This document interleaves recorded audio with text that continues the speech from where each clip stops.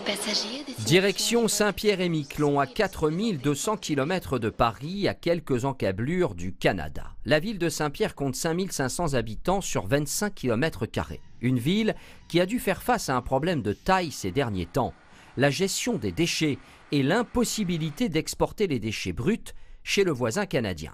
La ville a donc pris le problème à bras-le-corps et a décidé de devenir un territoire zéro déchet, zéro gaspillage, en implantant tout d'abord des bornes. Ah, bien sûr, c'est important.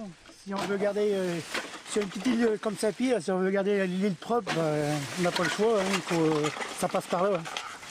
Les déchets sont collectés 2 fois par semaine et transportés sur le site de la déchetterie. Christophe Keignard est en charge de la gestion de ces déchets pour la ville de Saint-Pierre.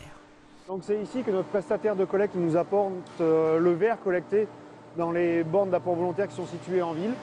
Et on utilise après ce verre entier qu'on broie dans l'imploseur à verre pour l'utiliser dans les chantiers eau et assainissement en lieu et place du sable pour l'enrobage des canalisations.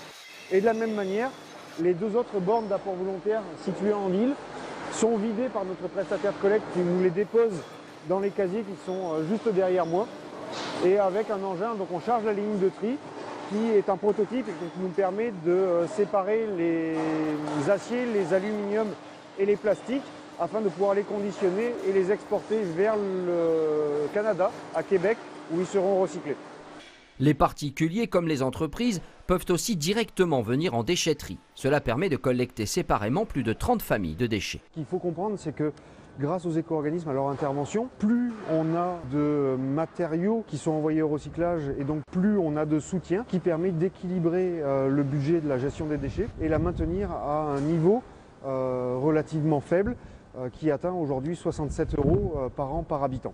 Toutes ces opérations qui ont été mises en place nous ont permis de passer d'environ 1200 tonnes par an d'ordures ménagères brutes à peu près 500 tonnes, ce qui nous place à un taux de recyclage de 58%, qui est donc au-delà de ce qui est attendu dans la loi de transition énergétique.